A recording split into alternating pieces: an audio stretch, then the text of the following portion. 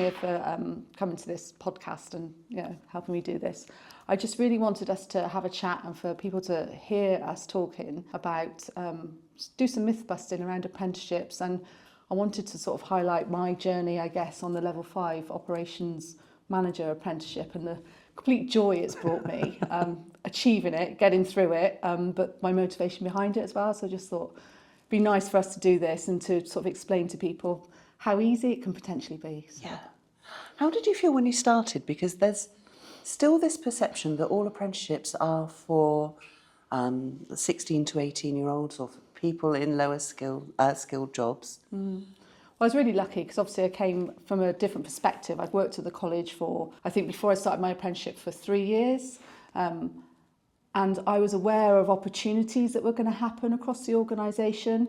And when I looked at some that had been advertised, I realised, although I've got the experience, I wasn't quite ready. I didn't have that theoretical know-how to speak in the language that you need to speak in to be a good manager and a good leader of people. So that was my motivation really in preparation for my career path, I guess, so that I could take on some of those opportunities that might be offered to me. I mean, that makes perfect sense. I mean, you weren't in a low-powered job to start off with. What were the areas that you wanted to develop as part of your apprenticeship?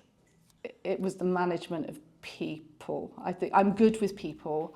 I know I can lead people because people like to spend time with me, but I also, that's when the times are good. How do you manage when the times are difficult? When you've got to have difficult conversations with people that you've been managing and leading, you can't always be their friend. And I need to be an effective manager and not an accidental manager, because that was the first thing that came up, wasn't it, on the apprenticeship. The reason to do this, any leadership and management apprenticeship, is to make you not an accidental manager. You've been promoted because you're great at your job and you want to keep being great at your job, but then suddenly you've got to manage people, and so your job changes. It's not about what you're doing, it's about their effectiveness, and I wanted to get that skill. I can't just lead by example anymore. I've got to be able to guide and coach properly. So from your experience, I mean, CMI says that 82% of people who move into a management position have had no training at all.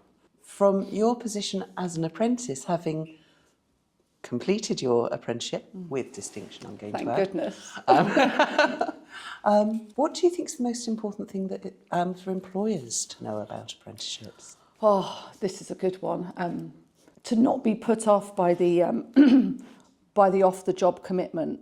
So I was very lucky because of the role I'm in, and I guess any other manager's role, you've got autonomy over your calendar. I was able to isolate the time that I would definitely need for my learning. So the classes I attended with you, whether they were online or the face-to-face ones at college. But also, I was very intentional with some of the meetings that I knew I was attending, where I was shadowing, some of the directors of the college and some of the different curriculum areas and some of the other team leaders.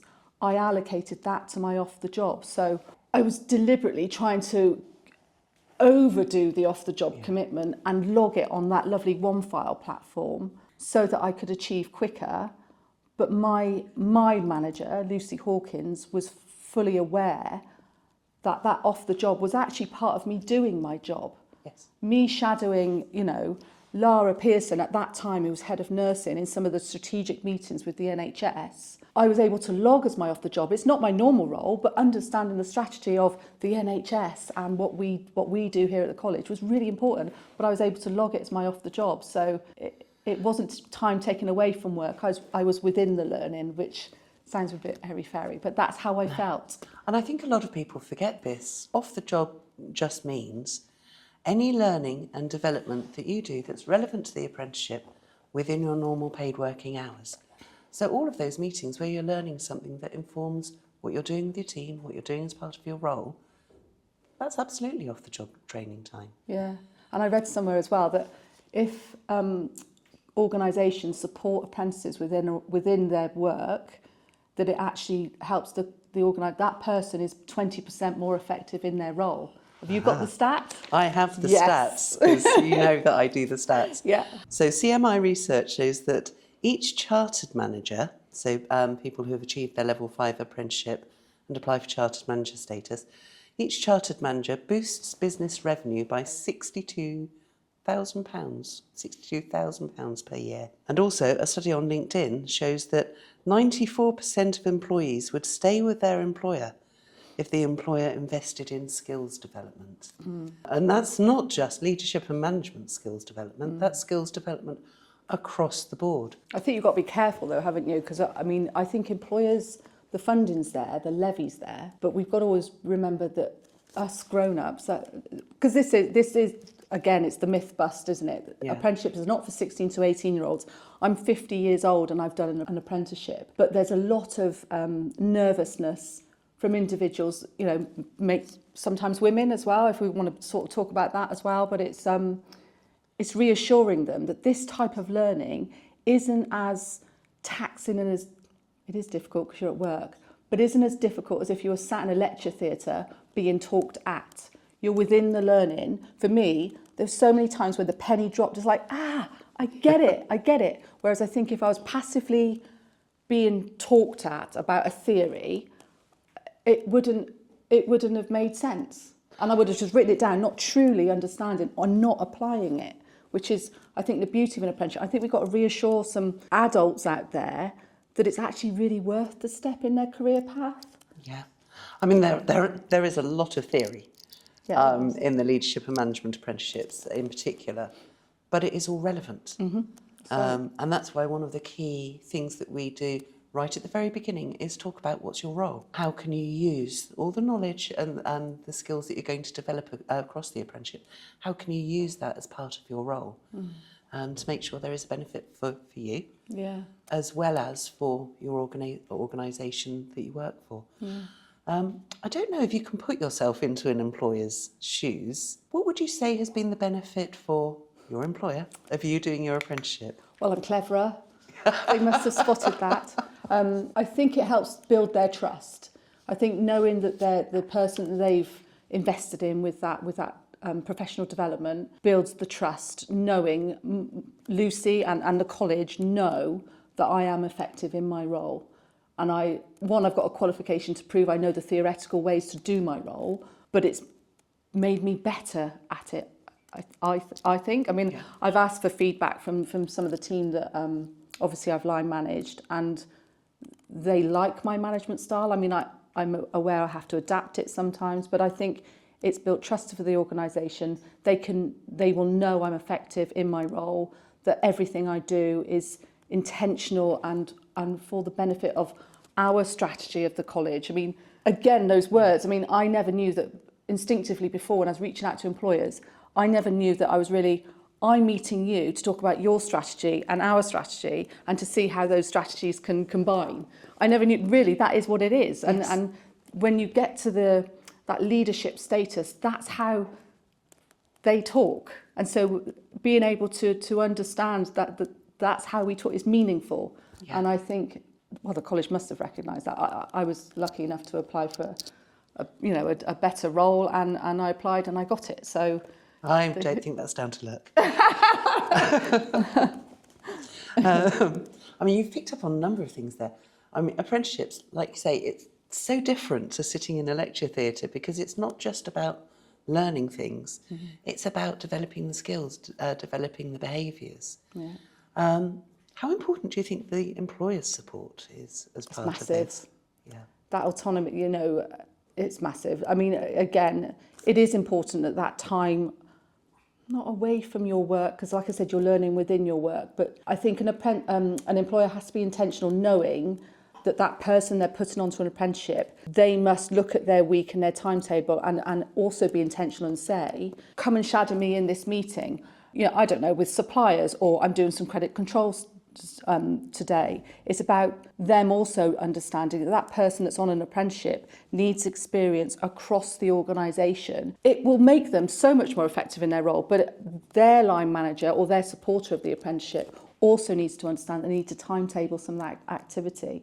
And I think the conversations I have with employers now is very much about, well, what are you going to do to support what the college will do? We're a proportion of the 20% of the hours, but what have you got planned? I mean, I've got some ideas I can give you, but what are your thoughts? And I make them really think about the timetable of that practical support. Yeah, and again, we talk about that again when we do that the three-way interview before, as part of the enrolment process.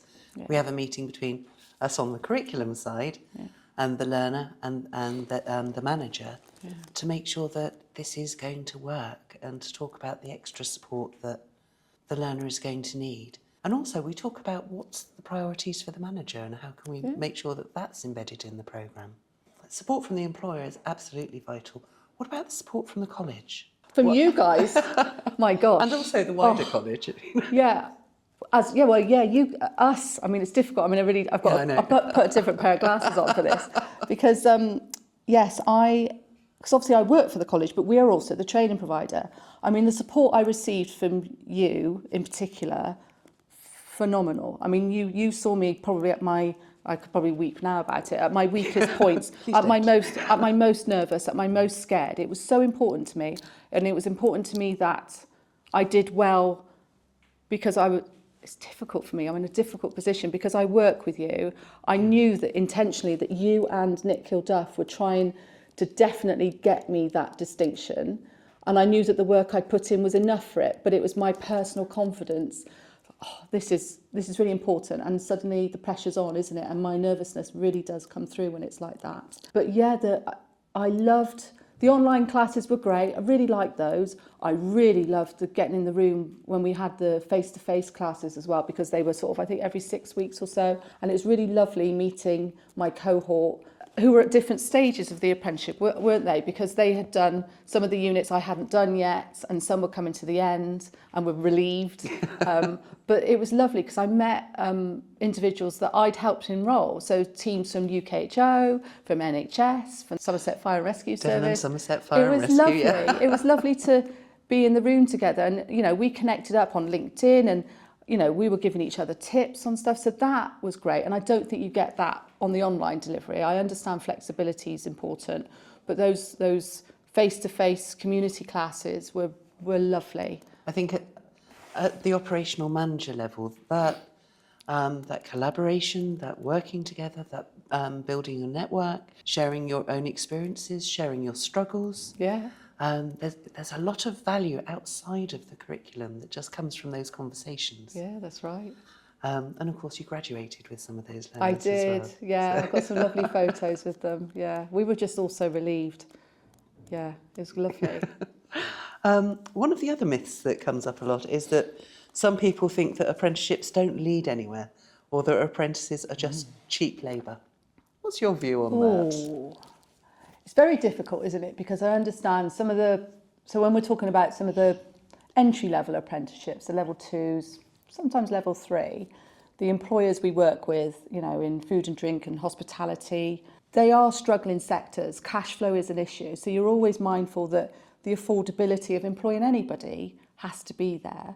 But the cost effectiveness of taking on an apprentice, yes, some of our employers will offer them just apprenticeship minimum, but more and more that want to attract quality candidates are looking to increase that a little bit. They'll go to national minimum wage, or they'll offer, between £15,000 and £18,000 as an entry-level salary. But I'm always mindful about affordability. It's very different because different sectors have different pressures. But that mindset of apprentices being cheap is kind of, I'm hoping we're helping it to disappear.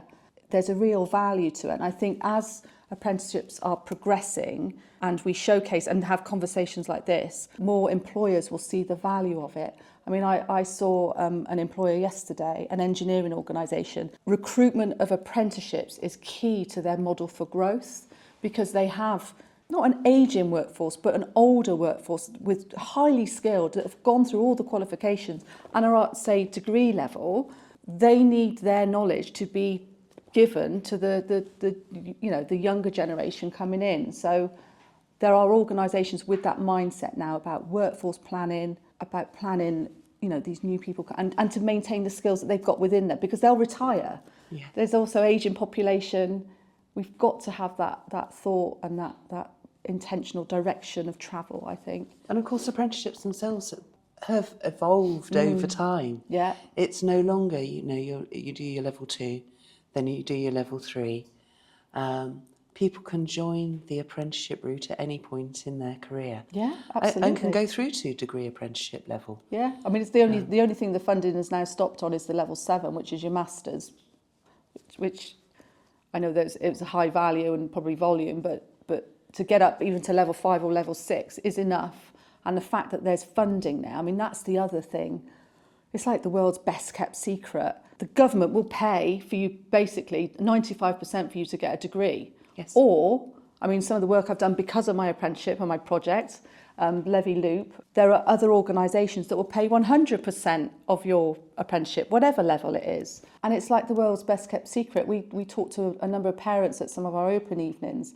Their jaws drop. I said, it's free. You don't have to get £30,000 worth of student loans to participate in a degree for an apprenticeship. It will be paid for by government, 95%, or by another employer, or by the employer they're with if they're levy payers. So, yeah, it's so eye-opening. I know. But like you say, nobody knows. It is such a well-kept secret to be able to have the opportunity to do a degree while you're working with no student debt. I know. I don't know if it seems incredible. Are we allowed to get a little bit political? No. Can't we mention the schools? Because they love the accolade. They love the accolades. Yes. Can we go down that route? We need to. Yeah. I mean, if more schools were aware of it. They are aware, but they also love having those plaques on the wall to say that, you know, Jamie went to Oxford University and we've got some at Cambridge.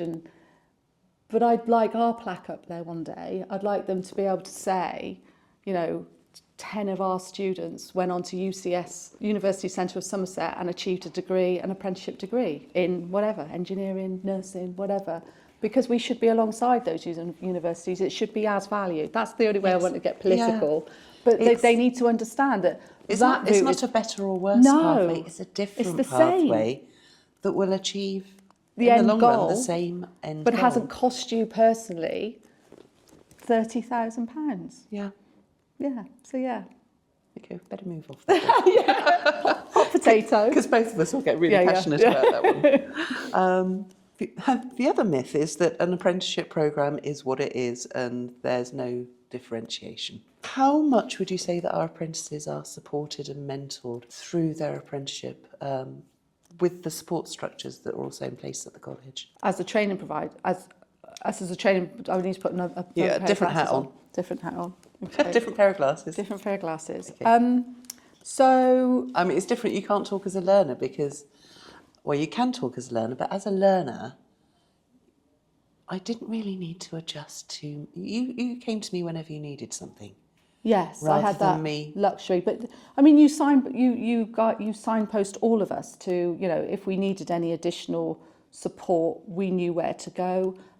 We know where the safeguarding team are and things like that. If we have any concerns, that one file platform, once you get used to it, because obviously it's a new platform to get used to, it was very user friendly, and you could dip in if you weren't too sure, and I didn't want to bother you, I could dip into there to find other support that I needed. And also, I mean, some of the additional learning that was on there as well, some of the tasks that you set to boost up your off the job. So if I was slightly low one week, you know, I need to do 45 minutes of learning. What am I going to do?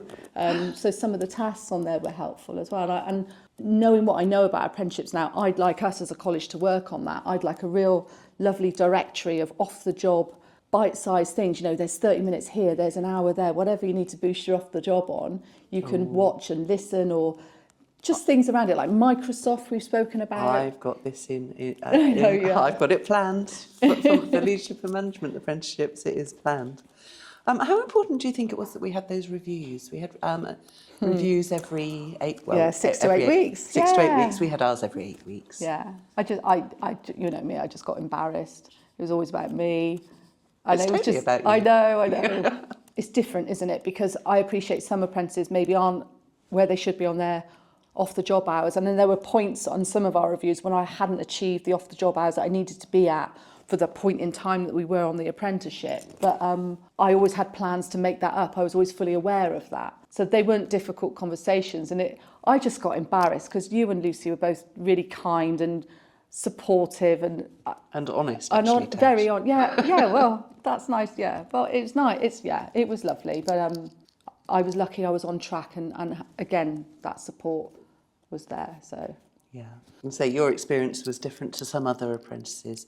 For me, as in my role as an assessor, those reviews are so important, because if somebody is slipping behind or they're struggling, and especially with a lot of our adult apprentices, things are going on outside of work that impact what they're doing on the apprenticeship and impact on their role. Life. You've got life admin as well. It's enjoyable. And I'm a different character. I don't know. I find it really invigorating, having lots to do and having the pressure on and let's go. But you do have to be mindful. You are an adult. You are a grown up. You've probably got family. You've got your life admin. Some people have got ageing parents. Yeah, that caring thing. I mean, I was very, very lucky. The point I chose to do it was exactly right for me. My son is older. I'm not as needed at home, to be mum as I need to be. So it's the perfect time for me.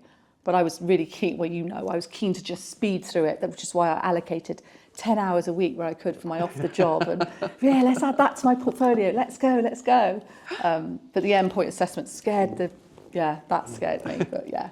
But I mean, that's an example of it. I mean, we did adapt what we were doing. You wanted to finish it sooner. Yeah.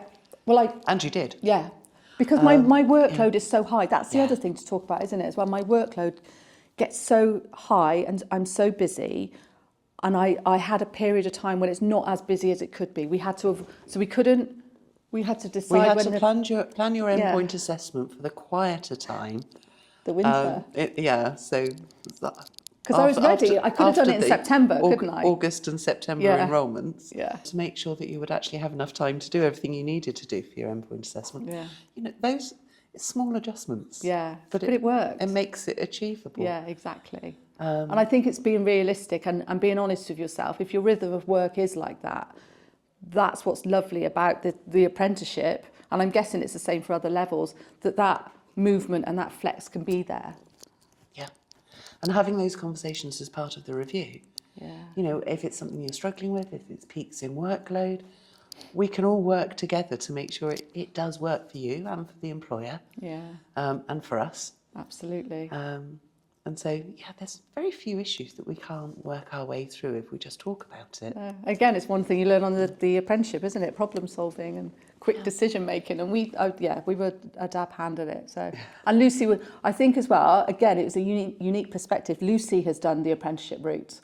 So she was fully aware, and she's done it with a different training provider. So it was an insight to her into how we as an organisation, also how you do your job with the the apprentices we bring in. So and everybody does do it differently. Yeah, absolutely. And I think for me that's an important point as well, because it's not just about come to us and do your apprenticeship. Choose the right training provider, the right person do the research to work with. Mm-hmm. Absolutely. Of course, we do want everybody to come to us, but we are. If it doesn't, we're outstanding. But if it doesn't work, no, exactly, for the learner or for the employer, then it's about doing that research, getting that information up front. Yeah, definitely. What would you say is the one thing that you wish more people knew about apprenticeships? How enjoyable they are, how relevant they are, and that you don't have to pay. It's a no-brainer. I've got a nephew. He's in, I think, around £90,000 worth of debt, and he's become a physio in the NHS. And I sort of explained to him there are pathways, and the luxury of that's the key message for me, is consider that it doesn't have to be you funding it and then worrying about how or when you'll ever pay it back. Do it within work. It's wonderful. So yeah. Perfect. For me, I guess the one thing that I wish more people knew about apprenticeships is that there are options and we are approachable, and just come and talk to us. I guess the variety as well. There's so much you can do. And come and talk to us. Yeah, absolutely. Find us on LinkedIn. I'm here. So I guess one final point, I guess we can wrap up now. I enjoyed it more than my actual degree. So when I look back to my 18-year-old self, I did an English literature degree, rumbling off to do my lectures and write those essays overnight. I used to write them overnight, especially the difficult ones. Didn't have AI in those days, did we? So Yeah, I used to sit there and finish at like 4 a.m. and hand it in. It had to be in at 8 that morning. There wasn't as much enjoyment and as much invigoration as there was for this one. But whether it's my age, I don't know. I thoroughly enjoyed this a lot more than university. So yeah, thank you. Thank you for your support and helping me through it. Thank you, Tash. No worries.